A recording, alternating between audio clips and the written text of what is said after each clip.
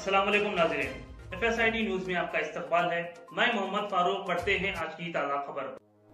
महबूबनगर शहर के अंबेडकर चौराहे पर बीआरएस वर्किंग प्रेसिडेंट केटीआर की अपील पर साबिक वजीर श्रीनिवास गौड़ ने बीआरएस कायदीन के साथ एहतजाज करते हुए कहा कि लगाचरला किसानों के खिलाफ दर्ज गैर कानूनी मुकदमात को ख़त्म किया जाए। इन्होंने BR अम्बेडकर के मुजस्सिमे को जिसके मुतालिक याददाश्त दी।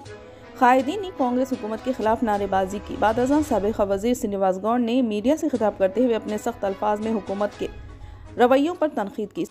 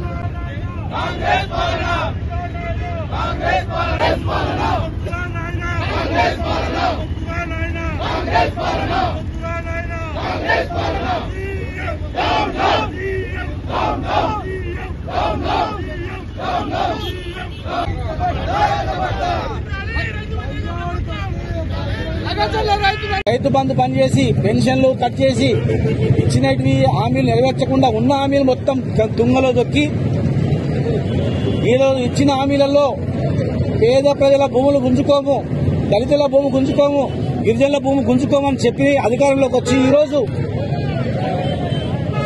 లగచర్లలో రైతుల భూమి గుంజుకున్న తర్వాత వాళ్ళు ప్రశ్నిస్తే దాడి చేసినని చెప్పి జైల్లో పెట్టింది. అసలు దాడి జరిగింది కలెక్టర్ పైన అని చెప్పింది. కలెక్టర్ ఏమో నా మీద దాడి జరగలేదని చెప్తున్నాడు, ప్రెస్ లో చెప్తున్నాడు, ప్రెస్ లోకి వచ్చి చెప్తున్నాడు కలెక్టర్ నా మీద దాడి చేయలేదని. కలెక్టర్ దాడి చేయలేదని చెప్పిన తర్వాత మరి ఎవరి మీద దాడి చేసిండ్రు, ఎందుకు కేసు పెట్టిండ్రు? 40 రోజులైనా బెయిల్ ఇవ్వకుండా రకరకాల కేసులు పెట్టి వాళ్ళను పర్సనల్ గా విచారించాలని చెప్పి పిటిషన్లు వేసి బెయిల్ రాకుండా చేసి చివరకు హాస్పిటల్ పాలైనా కూడా వదిలిపెట్టట్లేదు. హార్ట్ అటాక్ వస్తే కూడా ఒక టెర్రరిస్ట్ మాదిరిగా టెర్రరిస్ట్ వేసినట్లు బేడీ వేసి మరి బేడీల మీద గుంజుకొని వచ్చి చికిత్స చేయించారు. ఇది ఎక్కడైనా దేశంలో ఉందా? మీరు ఏం చేయదలుచుకున్నారు? రైతులందరినీ కాల్చాలనుకున్నారా? జైల్లో చంపాలనుకున్నారా? ఇంకా ఎన్ని రోజులు పెట్టాలనుకున్నారు? ఎన్ని రోజులు పెట్టాలనుకున్నారు జైళ్ళల్లో? రైతుల గురించి ప్రశ్నించే వాళ్ళ మీద కేసులు పెడుతున్నారు, రైతుల మీద కేసులు పెడుతున్నారు. దాడి జరగలేదని కలెక్టర్ చెప్తే కూడా మీరు అమానుషంగా వ్యవహరిస్తా ఉన్నారు. ప్రజల నుంచి తిరుగుబాటు రాకముందే మీరు సరి చేసుకోవాలి. ప్రతిపక్షాలు మాట్లాడితే దాన్ని స్వీకరించేటువంటి గొప్ప మనసు ఉండాలి. మాట్లాడొద్దని చెప్పి అందరినీ జైలు పెడుతూ పోతే ఏదో ఒక రోజు తిరుగుబాటు వచ్చి మీరు తిరగలేని పరిస్థితి వస్తుంది. అధికారం ఎప్పటికి ఉంటారు అనుకోవద్దు.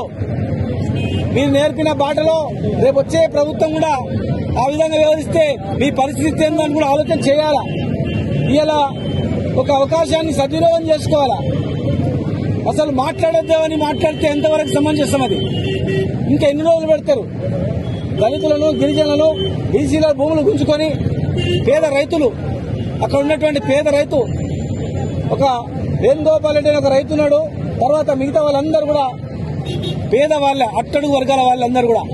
మరి వాళ్ళందరినీ కూడా మీరు జైల్లో పెట్టి భయపెట్టి ఇస్తే మరి ఆ భయపెట్టించి భూములు ఉంచుకుంటే అవుతుందా? ఇండస్ట్రీ వస్తుందా? ప్రజలు తిరుగుబాటు చేసిన తర్వాత అక్కడ ఇండస్ట్రీ వచ్చి పని చేస్తుందా? ప్రజలకు ఏం అవసరం పడుతుందో అది పెట్టాలి కానీ అనవసరంగా వాళ్ళ మెడ మీద రుద్దుతామంటే ఎంతవరకు సమంజసం? మీరు ఇచ్చిన హామీల మీద దృష్టి పెట్టాలి, హామీలు నెరవేర్చాలి.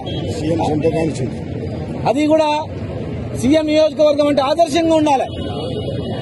సీఎం నియోజకవర్గం అంటే అందరికీ ఆదర్శంగా ఉండాలి.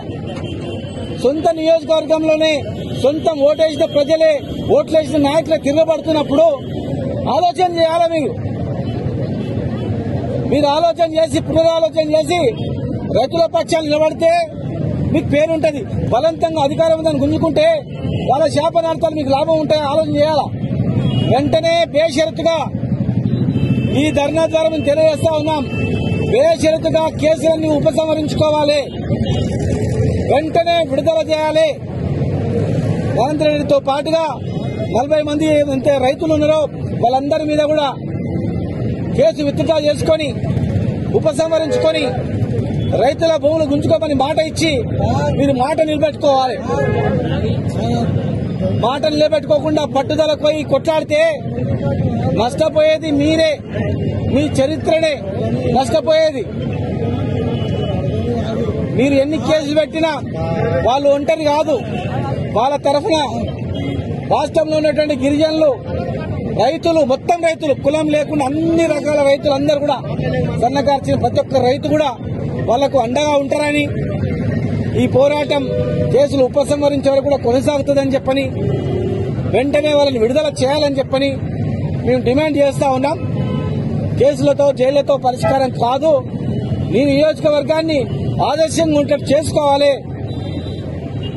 చిరస్థాయిగా రైతులకు చేసి మేలు గుర్తుపెట్టుకుంటూ చేసుకోవాలి. కానీ రైతు బంధు బంద్ చేసి, కళ్యాణ లక్ష్మి బంద్ చేసి, తులం బంగారం ఇస్తామని ఎగ్గొట్టి 4,000 చేస్తామని 4,000 చేయకుండా 2,500 పెంచుతామని మహిళలకు అది ఇవ్వకుండా ఉన్న భూములు గుంజుకొని బలవంతంగా చేస్తే అది మీ నియోజకవర్గంలోనే ప్రజలు తిరుగుబాటు అయిందంటే, ఆవేశంగా అంతవరకు అయిందంటే మీరే ఆలోచన చేసుకోవాలా.